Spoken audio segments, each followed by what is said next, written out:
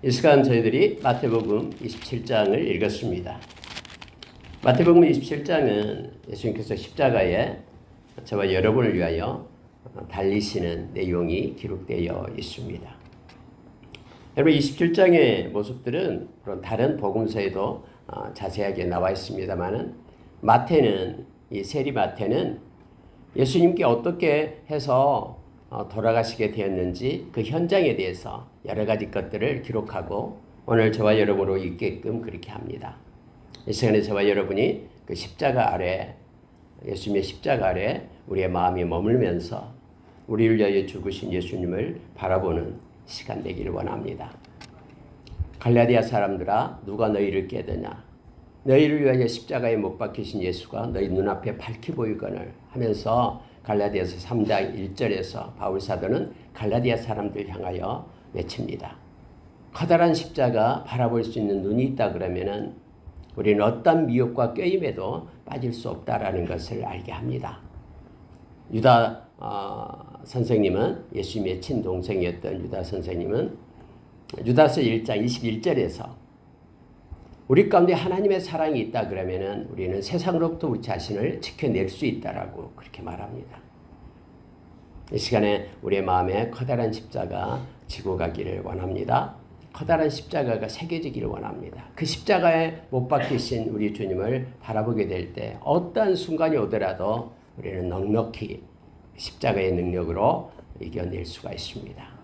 세상에서 가장 존귀하고 최고의 사건이 있다 그러면은 바로 십자가 사건입니다. 신이 인간의 몸을 입고 와서 인간을 위해서 죽으신 사건이 바로 십자가 사건이기 때문에 그렇습니다. 저와 여러분이 오늘 십자가의 사랑 가운데 들어가는 귀한 시간이 되기를 원합니다. 말씀을 잠깐 보십시오. 여러분 27장 1절을 보니까 새벽에 모였다라고 말합니다. 어떻게 죽일까? 새벽녘에 모여서 말하고 있습니다. 그때 여러분 3절에 보니까요. 이제는 가룟 유다가 이렇게 뉘우치게 됩니다.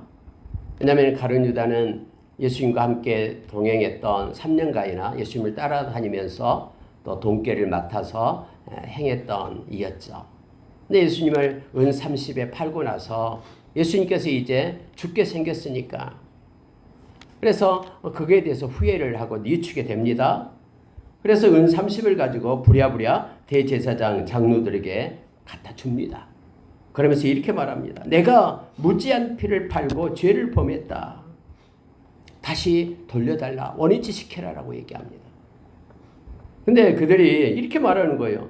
그게 우리에게 무슨 상관이냐? 네가 당하라. 이렇게 얘기하는 거예요.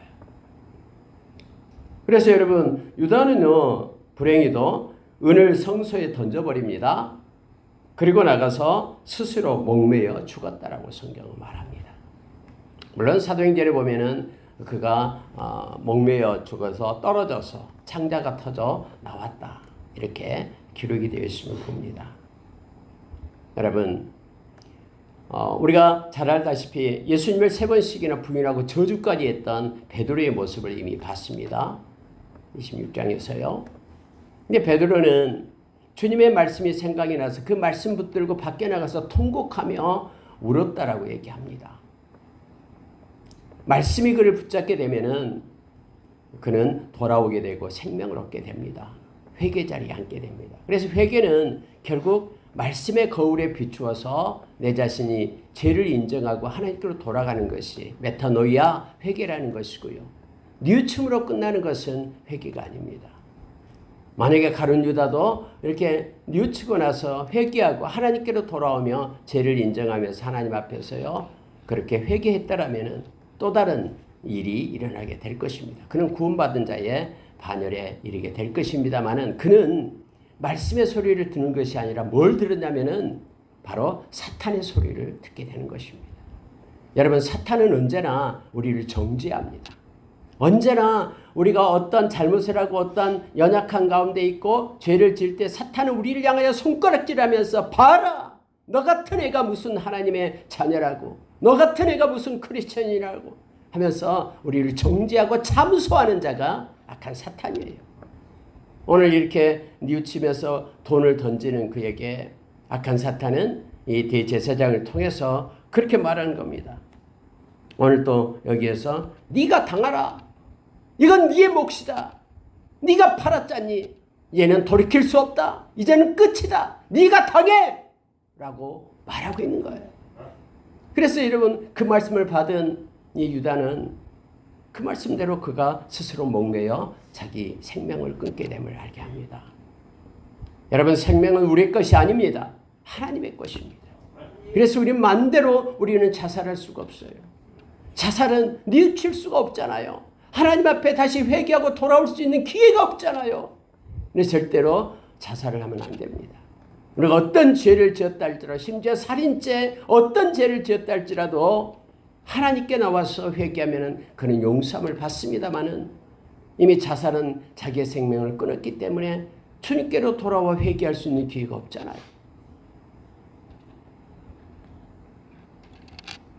대제사장들은 자기의 합리화 논리에 빠지게 됩니다. 아니 자기들이 성전구에서 돈을 꺼내가지고 은 30을 주면서 가룟 유다에게 약속을 하잖아요. 예수를 우리에게 넘겨라. 네가 약속한 것처럼 그리고 돈을 가져가라 해서 성전구에서 돈을 은 30을 꺼내줬는데 이제 되돌려주니까 하는 얘기가 이건 핏값이다. 이 부정한 돈을 성전구에 넣을 수 없다라고 자기 모순 가운데 빠지게 됨을 알게 합니다. 사람은 이렇게 합리화시키기를 좋아합니다. 자기가 뭔가 실수하고 잘못된 것을 가지고 자기를 높이기 위하여 스스로 합리화시켜요. 아, 그럴 수밖에 없는 상황이었다. 다 인정할 거다 하면서 상황을 들머덕거리면서 그렇게 합리화시켜 나가는 것이 죄인의 초라한 모습입니다.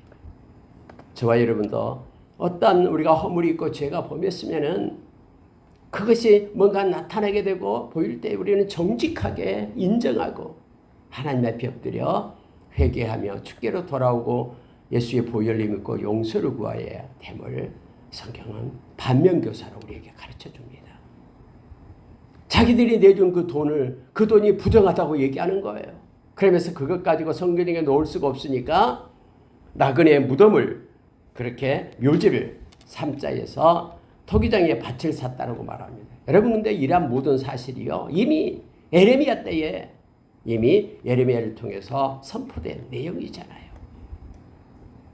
이미 600년 전에 약 550년 전에 예레미야를 통해서 그 밭이 사게 되고 그리고 그것이 이방인의 무덤으로 쓰여지게 될 것이다라고 선포된 것들이에요. 그러니까 여러분요 세상에 나타난 모든 것들은 보이는 대로 이끌어진 것이 아니에요. 하나님의 말씀의 결과로 세상의 모든 것들이 나타남을 보게 합니다. 천지는 없어지지만은 내 말은 없어지지 아니하리라라고 주님께서 마태복음 24장에서 우리에게 가르쳐줬듯이 세상의 모든 역사의 흐름은 말씀을 따라 흘러감을 우리가 합니다. 우리 주님께서 요한복음 14장에서 내가 너희를 위하여 처소를 예비하러 간다. 그 처소가 예비되면 내가 너희에게 와서 나 있는 곳에 너희도 있게 하리라 라는 주님의 말씀을 우리는 절대 신뢰합니다.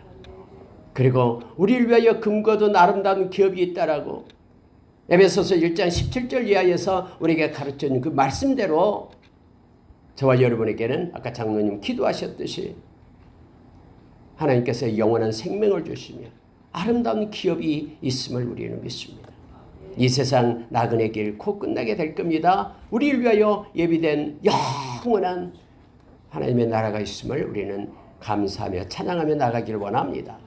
이 땅에서 어떻게 살든 어떤 공적비를 이루든 그것은 너무나 작은 일이에요. 전체를 놓고 보면은 점 하나 찍을 수 없는 먼지와도 같은 그런 찰나적인 순간이에요. 그러나 우리를 위하여 예비된 영원한 하나님의 나라는 그것은 영원함이에요. 무한대예요. 그래서 믿음의 결국이 우리의 영혼의 구원이다라고 베드로 사도는 베드로전서 1장 9절에서 우리에게 가르쳐주고 있습니다. 여러분 예수님이 이제 빌라도 총독 앞에 섭니다. 총독이 이렇게 물어요. 11절에 네가 유대인의 왕이냐? 예수께서 대답하시되 네 말이 옳도다. 여러분 예수님은요. 네가 왕이다? 왕이냐라고 물을 때 그것을 거부하지 않습니다. 다른 데서는 침묵해요. 그렇지만은 우리의 왕이 되심에 대해서는 그가 선포하십니다. 자신이 우리가 26장에서 내가 예수 그리스도다. 내가 하나님의 우편에 선 자다. 다음에 천군 천사와 함께 심판주로 오실 것이다 라고 예수님이 친히 말씀하시고 유대인의 왕이다라고 지금 말씀하고 있는 것입니다. 물론 이때 유대인은 영적인 하나님의 나라의 그런 왕이다라는 것을 나타냅니다. 하나님의 백성이 왕이다라는 뜻입니다. 다른 성경에서는 내 나라는 이 세상에 속한 것이 아니다 하면서 영원한 하나님의 나라의 왕이 되시는 예수님 되심을 우리에게 말합니다. 여전히 하나님의 나라는 여기 있다 저기 있다가 아니라 너희 마음에 있느니라 라고 누가복음에서 말씀한 것처럼 17장에서요. 우리 마음 가운데 하나님의 나라가 성령 안에서 있습니다. 그러면 우리 마음 가운데서 통치하시고 간섭하시는 분은 예수 믿는 자에게는 바로 예수님이 왕이 되심을 알게 합니다. 그의 영이신 성령님이 너희 안에 거하는 것을 알지 못하느냐라고 고린도전서 3장 16절에서 우리에게 가르쳐주고 있죠. 그래서 이 시대를 살아가는 오늘날 이 세상에 살아가는 저와 여러분은 성령의 인도하심을 받고 예수의 영이신 성령님으로 우리가 살아가는 자임을 깨닫게 합니다. 성령을 쫓는 자는 그는 구원을 얻지만은 성령을 거부하고 회방하는 자는 영원한 그러한 죄사함을 받지 못하고 지옥에 가게 됨을 성경은 우리에게 가르쳐주고 있죠. 우리 안에 성령이 없으면 너희는 그리스도인이 아니다라고 크리스천이 아니다라고 로마서 8장 9절에서 우리에게 가르쳐줍니다. 왜냐하면 이 성령님께서 우리를 보증하기 때문에 이 세상 마칠 때에 예수님과 함께 영원한 하나님의 나라를 상속받을 수 있도록 성령님이 보증이 되는 거예요. 그래서 우리가 늘 성령으로 살아가기를 원합니다. 성령은 말씀을 쓰셨기 때문에 말씀을 따라 살고요. 성령은 기도의 영이기 때문에 우리가 기도함으로 인하여 에레미야서 33장 2절 3절에서 우리 하나님께서는 일을 행하시는 여호와 만들어 성취하시는 여호와가 말하노라. 너희는 내게 부르짖으라 내가 응답하겠고 너희들이 알지 못하는 크고 비밀한 일을 보이리라라고 약속하십니다. 성령은 살아계셔서 저와 여러분을 진리 가운데로 인도하시고 보이지 않는 손으로 우리의 인생을 책임지시며 함께 하시는 성령이심을 우리가 기억하기를 원합니다. 여러분 예수님이 대답하지 않아요. 네 말이 옳도다라고만 말하고 나서 저 사람들이 많은 것으로 지금 말하고 있는데 너 변명 좀 해봐라 라고 했더니 자 4절에 14절입니다. 한마디도 대답하지 아니하시니 총독이 크게 놀라워하더라 이렇게 되어 있습니다. 총독이 무리의 소원대로 제수 하나를 놓아주는 전례가 있었다라고 말하죠. 그때 바라바가 있습니다. 바라바는 유명한 제수다라고 그는 살인자였고 반역죄를 지었던 유명한 제수죠. 그래서 여러분 이 빌라도는 예수님을 죽일 생각이 없어요. 또 그의 부인이 사람을 보내가지고 내가 어젯밤 꿈에 이 사람 때문에 심히 애를 끌었습니다. 당신은 이 사람에 대해서 상관하지 마십시오. 이렇게까지 말을 합니다. 요즘에 책도 나오고 있잖아요. 빌라도의 부인이 쓴 편지라 해가지고 나오고 있는데 이게 여기서 아마 힌트를 얻어서 그런지 모르겠습니다만 편지가 있는지 어쩐지. 근데 여러분 어쨌든 이와 같은 분위기 속에서 빌라도는요 넘겨주기 싫었던 거예요. 왜냐하면 예수님이 죄가 없다는 것을 알고 있기 때문이고 오늘 말씀처럼 그들이 시기해서 예수님을 십자가에 못 박으려 한다는 것을 알고 있어서 그래서 자기 생각에 내가 한 사람 풀어줄 수 있으니 그들의 백성 중에서 예수를 원하면 내가 빨리 예수를 풀어주겠다라고 생각한 거예요. 네 여러분 세상은 너무나 간사합니다. 일주일 전만 해도 예수님이 예루살렘에 나귀 새끼를 타고 올라올 때 호산나 찬송하리로다 하면서 다윗의 자손이여 메시아여 하면서 그렇게 찬양하고 겉옷을 벗어서 땅에 깔면서 그렇게 극진히 대우했던 백성들 종려나무를 꺾어가지고 그렇게 찬양했던 그들이요 이제는 예수를 십자가에 못 박히소서 하면서 외치고 있는 그런 무리들의 모습을 보게 됩니다. 여러분 하나님께서 이 땅에 오셨잖아요. 우리가 마가복음 10장 45절의 말씀처럼 예수님께서 이 세상에 오신 것은요 섬김을 받으러 온 것이 아니고 자기 목숨으로 많은 사람의 대속물로 주기 위하여 오셨다라고 말씀합니다. 근데 여러분 오늘 모습을 한번 보시기 바랍니다. 그가 사랑했던 제자가 그를 팔아넘겼습니다. 하나님을 잘 섬긴다는 대제사장들, 서기관들, 말씀을 공부하고 있다는 그들이 예수 그리스도를 십자가에 넘긴 겁니다. 심지어 예수님께서 죽은 자를 살리시고 병든 자를 고치시고 또 귀신을 쫓아내고 하는 그런 무수한 선한 일을 행했음에도 불구하고 이 백성들마저 배반하면서 예수를 십자가에 못 박으라고 그렇게 외치고 있는 모습을 보게 됩니다. 심지어 다음에 여러분 우리가 봤잖아요. 로마 병정들은 희롱하면서 갈대를 꺾어서 그의 손에 쥐어주고 낄낄거리면서 절을 하면서 왕이여 왕이여 하면서 홍포를 입히고 그러다가 일어나서 얼굴에 침을 뱉고 뺨을 치면서 그렇게 조롱받았던 예수님의 모습입니다.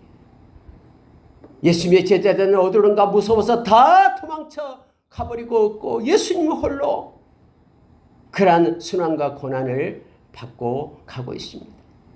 십자가에 못 박힐 때 사람들은 십자가 안에서 웃으면서 말합니다. 네가 무슨 하나님의 아들이냐? 하나님의 아들의 능력을 보여줘봐. 빨리 십자가에서 내려와서 우리를 구원해봐. 남들은 구원하면서 자기는 구원하지 못한 이 어리석은 자야 하면서 야유하면서 지나가던 모든 사람들이 웃어대면서 희롱했던 예수님의 이 처참한 모습을 보시기 바랍니다. 그럼에도 불구하고 예수님은 침묵하십니다. 왜요? 저와 여러분을 살리기 위해서. 십자가에서 내려오면 구원의 계획이 훼손되잖아요. 희생제물로 이제 십자가에 희생제물, 화목제물로 드려져야 되잖아요. 그것에서 피를 흘려서 우리의 죄를 대신해야 되잖아요. 이미 그림자로서 우리가 레위기서에서 지금 보고 있습니다만은 그렇게 우리를 위하여 희생제물이 된 예수 그리스도의 그림자가 먼저 나타나고 실제 되신 예수님이 그대로 말씀대로 행해져야 되잖아요. 오늘 엘리 라마 사박다니 하면서 6시간 동안 십자가에 매달려 있으면서 12시가 됐을 때에 그렇게 이제는 암흑이 된 온 천지가 부르르 떨면서 암흑천지가 됩니다. 왜요? 그들은 다 예수의 은혜에서 예수님에 의해서 지음받은 피조물이기 때문에. 그리고 마지막 나의 하나님 나의 하나님 어찌하여 나를 버리셨나이까 하면서 하나님 앞에 외치잖아요. 그는 이미 죄가 되어서 그건 고린도후서 5장 21절의 말씀처럼 아무 흠없는 예수님께서 우리의 죄가 돼서 심판을 받고 계시는 거예요. 그리고 예수님의 의는 우리에게 입혀져서 이 예수님의 십자가 때문에 저와 여러분이 하나님의 의가 되었다라고 하나님의 자녀가 되었다라고 이렇게 성경은 말씀하고 있습니다. 하나님께서 십자가에 인간을 위하여 죽으시는 사건이 바로 십자가의 사건임을 알게 합니다. 빌라도가 말합니다. 23절에 이르되 어쩌미냐 무슨 악한 일을 하였느냐 그들이 더욱 소리질러 이르되 십자가에 못 박혀야 하겠나이다. 빌라도가 아무 성과도 없이 도리어 밀란이 나려는 것을 보고 물을 가져다가 무리 앞에서 손을 씻으며 이르되 이 사람의 피에 대하여 나는 무죄하니 너희가 당하라. 백성이 다 대답하여 이르되 그 피를 우리와 우리 자손에게 돌릴지어다. 그래서 예수님의 피값을 그들의 자손에게 돌려라고 말합니다. 그래서 혹자는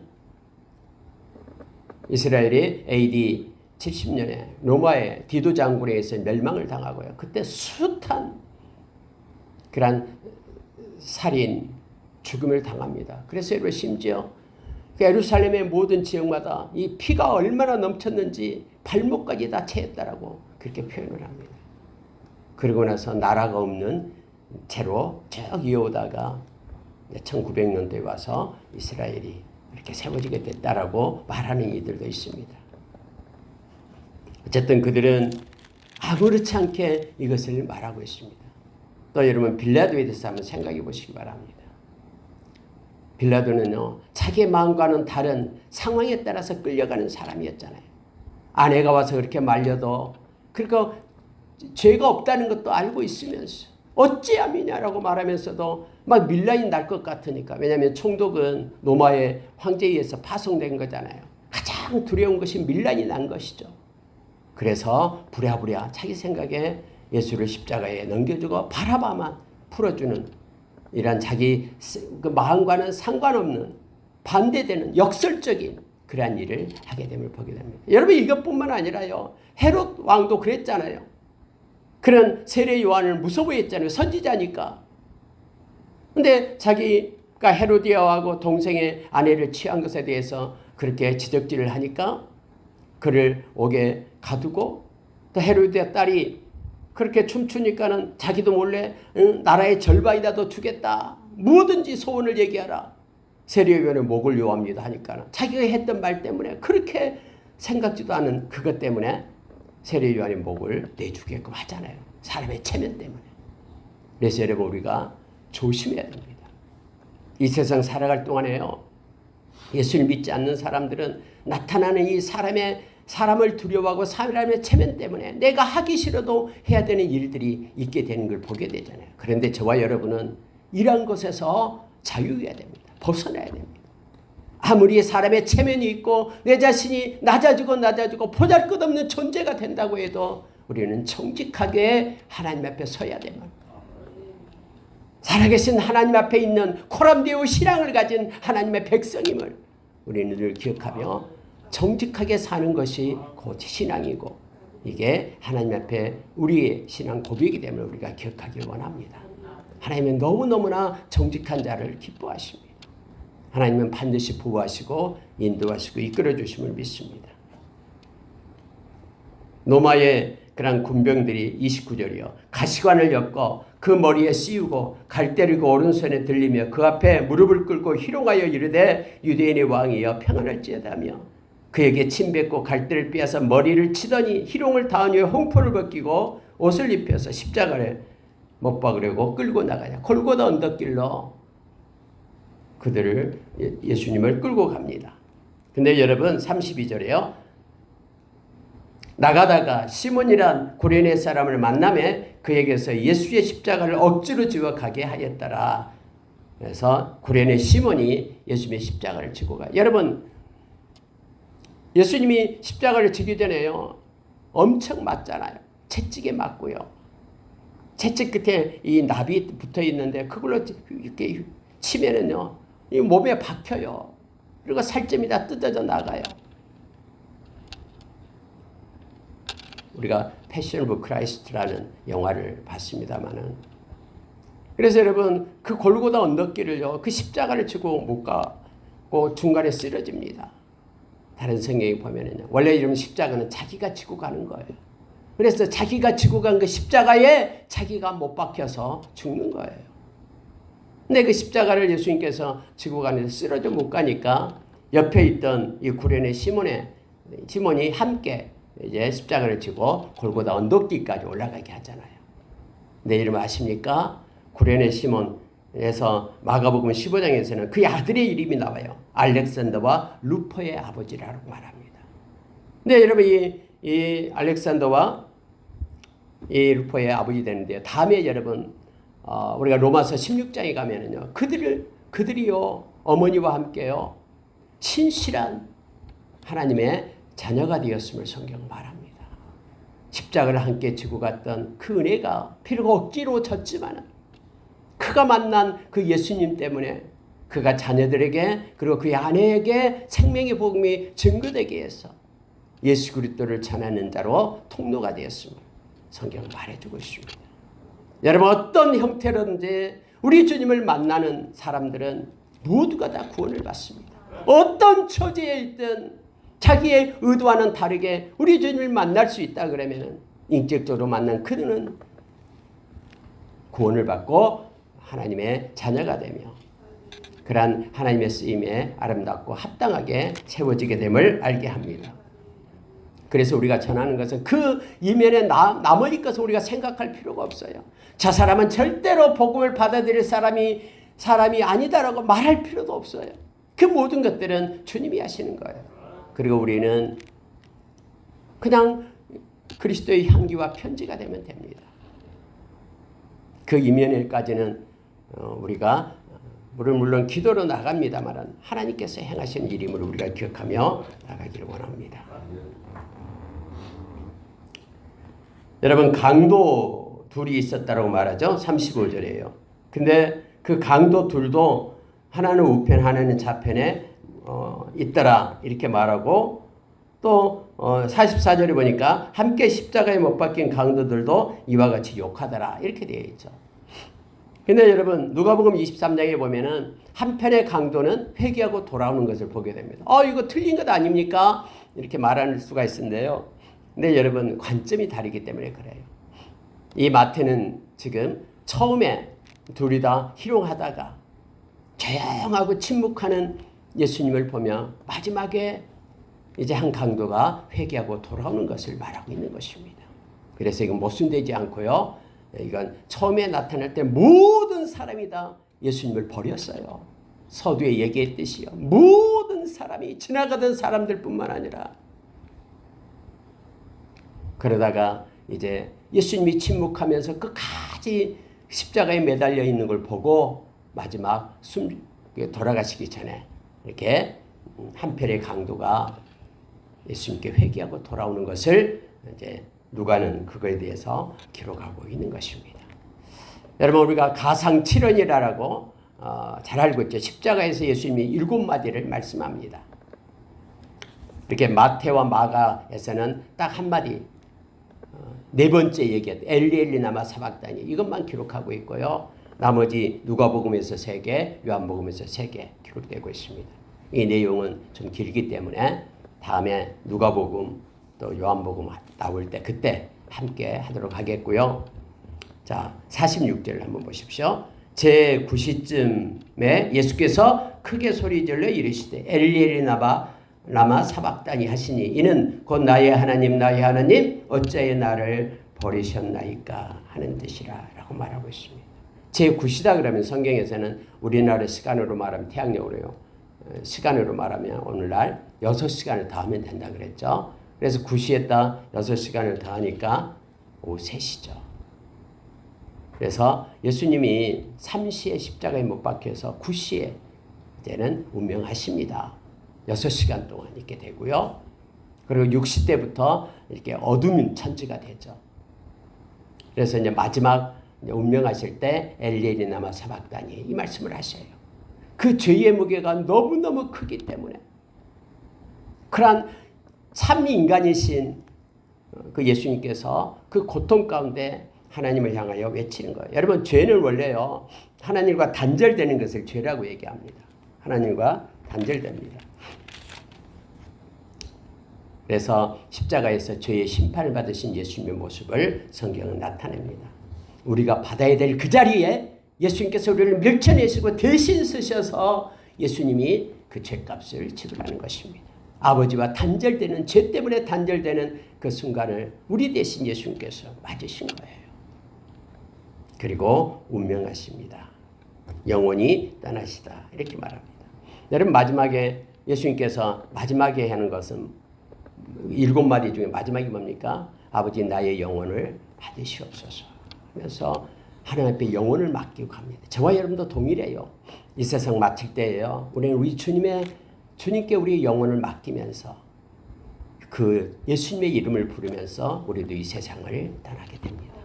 이것은 우리가 예수님 믿기 때문에 그래요. 예수님 이제 내가 이 세상을 떠납니다. 나의 영혼을 받아주십시오. 말씀처럼 예수님께 우리의 영혼을 맡기고 예수님처럼 우리도 이 세상을 떠나게 될 겁니다. 자 여러분 그때 어떤 현상이 나타나냐면 51절에 성소 휘장이 위로부터 아래까지 찢어져 둘이 되고 땅이 진동하며 바위가 터지고 무덤이 열리며 자던 성도들의 몸이 많이 일어나되 그 사람들이 거룩한 성에 즉 예루살렘 성으로 들어가 많은 사람에게 보이더라 이렇게 되어 있습니다. 예수님이 운명할 때 막 지진이 나면서 떨리고 특히 중요한 것이요 휘장이 반으로 쪼개집니다. 그러니까 여러분 우리가 성막이든 아니면은 성전이든 이 성소가 있고 지성소가 있어요. 지성소에는 하나님의 언약궤가 있잖아요. 그런데 이 지성소에는요 대제사장이 함부로 못 들어가 1년에 딱 한 번 7월 10일 날 백성들의 죄를 사하기 위하여 그곳에 들어가잖아요. 대제사장 한 명만 딱 들어가요. 근데 그 지성소와 성소 사이에 휘장이 있습니다. 이 휘장이 쪼개져 버려요. 그래서 이건 무슨 의미냐면요. 이제는 예수 그리스도의 보혈로 인하여 피로 인하여 십자가의 죽으심으로 인하여 누구나 다 지성소까지 들어갈 수 있는 길이 열린 거예요. 이것을 여러분 히브리서 주자는 히브리서 10장 19절 20절에서 예수님께서 자기의 육체를 쪼개서 아버지께로 이르는 하나님께로 이르는 살 길을 내었다라고 얘기합니다. 그래서 오늘날 저와 여러분은 하나님의 보좌에 나아가는 거예요. 히브리서 4장 16절의 말씀처럼 예수의 피를 힘입고 십자가의 은혜를 힘입고 누구나 다 예수 믿는 사람은 하나님의 보좌 그 언약궤 앞에 나아갈 수가 있는 것입니다. 저와 여러분 그래서 제사장이다라고 베드로 사도는 베드로 전서 2장 5절에서 말씀해 줍니다. 백부장과 함께 예수를 지키던 자들이 지진과 그 일어난 일들 보고 심히 두려워하여 이르되 이는 진실로 하나님의 아들이었도다라는 고백을 하게 됨을 보게 됩니다. 그리고 여러분 이제 마지막 두 가지 것이 남았는데요. 이거 보고 마치겠습니다. 아리마대 요셉이 있어요. 이 사람은 산헤드린 공회원입니다. 그때 당시 산헤드린 공회원은 오늘날 국회의원과 똑같다 그랬죠. 모든 것들을 결정하는 기관이죠. 71명으로 운영되고 있었습니다.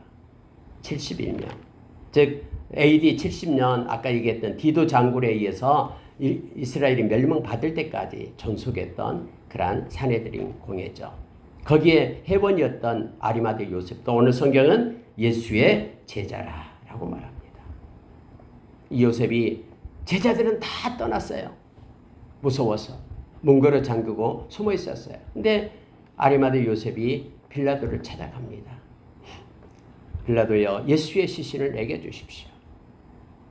다른 사람들은 제자들은 예수님과 연관된다 그러면 자기도 죽을까 봐 그렇게 숨었는데 아리마대 요셉이 가서 그렇게 예수님의 시신을 자기의 새 무덤에다 장사하는 내용이 나옵니다. 다른 성경에서는 이 아리마대 요셉은 하나님의 나라를 기다리는 자였다라고 기록을 합니다. 여러분 하나님의 나라를 기다리는 자들은요 다릅니다. 비록 이 세상에 살아가지만은 하나님의 나라의 시민권을 가진 사람들 빌립보서 3장에 나온 저와 여러분은 이 세상의 권세와 능력 앞에 당당합니다. 왜요? 이 세상으로 끝나는 것이 아니고 우리는 영원한 하나님의 나라가 있기 때문에 그래서 하나님의 나라의 가치와 논리로 살아가는 사람들이 저와 여러분이고요. 믿음의 선진들은 그렇게 살아서 수많은 수천만 명이 자기의 생명을 놓고 그리고 순교를 당했음을 우리는 잘 압니다. 저와 여러분이 하나님의 나라를 바라보게 될 때 이 땅의 논리와 가치를 버리고요. 용기로 믿음의 용기로 일어서 달려갈 수 있음을 알게 합니다. 그리고 여러분 마지막에요. 다 대제사장들, 서기관들, 바리새인들이 빌라도를 또 찾아가요. 이들은. 그리고 뭐라고 얘기하냐면은 저 속이던 자가 예수님을 가리킵니다. 살아있을 동안에 죽은 지 3일 만에 부활할 것이라고 얘기했다라는 거예요. 근데 만약에 그 제자들이 와서 시신을 훔쳐가고 예수님 살아났다 그러면은 이전의 속임보다도 이후의 속임이 더 클 것이다라고 빌라도에 가서 무덤을 지켜달라고 얘기합니다. 이 빌라도가 야 너네들 경비병 있지 않냐? 너네들 알아서 지켜라고 얘기해요. 그래서 여러분 철동같이요 이 경비병들이 무덤을 지키고 있어요. 참 웃기죠? 근데 다음에 여러분 우리가 이제 내일 아침에 28장을 할 거예요. 실제 그 경비병들이 막 쫓아갑니다. 이 대제사장한테 가서 큰일 났어요. 하늘에서 천사가 내려서 흔들어가지고 예수님이 부활하셨어요. 하니까 여러분 깜짝 놀라야 되죠. 이것은 팩트니까 진실이니까. 근데 대제사장이 뭐라고 합니까? 돈을 주면서 거짓말을 시키는 거예요. 이것이 인간의 간악함입니다. 말씀 마치겠습니다. 예수님께서는 저와 여러분을 위하여 저와 여러분이 서야 될 자리에 우리를 밀쳐내고 대신 당신의 피로 우리의 죄값을 지불한 것입니다. 그래서 저와 여러분은 이 공로를 의지해서 구원을 얻은 자가 되었습니다. 만약에 여러분 구약에 레위기서가 없고 구약에 행해왔던 그림자가 이 타이폴로지가 없었다 그러면은요 이걸 받아들이기가 너무나 힘들어요. 그러나 이미 대속이라는 것을 대신해서 그렇게 희생제물이 된 구약의 여러 가지 짐승들의 모습을 쭉 나열하면서 그래서 예수님의 십자가가 우리의 대속제물로 우리를 대신 우리를 구했다라는 것이 이해가 되고 받아들여지게끔 그렇게 하나님은 우리를 설득시키면서 구약의 모든 과정들을 그렇게 행해 오신 거예요. 그래서 십자가를 받아들인 자가 믿는 자가 구원에 이르게 되고 누가서 5장에 보니까 이 의를 받아들이는 거 하나님이 의롭게 하는 이 방법을 인정하고 받아들이는 자는 그가 의롭게 되었다라고 말하고 있고 이걸 거부하는 자는 자기의 죄값으로 십자가에 못 박혀 죽게 됩니다.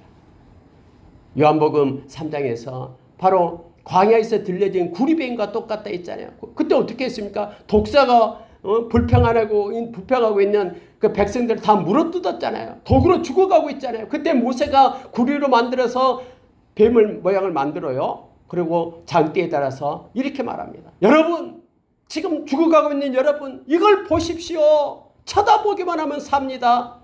죽어가고 있는 그들이 구리뱀을 봤을 때요, 모든 독이 없어지고 구원을 얻습니다. 그런데 무슨 구리뱀을 쳐다본다고 내가 살아나겠어? 하고 거부한 사람은 그 독에 의해서 그들이 죽어가게 됩니다. 죄값을 동일하다라고 요한복음 3장에서 우리에게 가르쳐줍니다.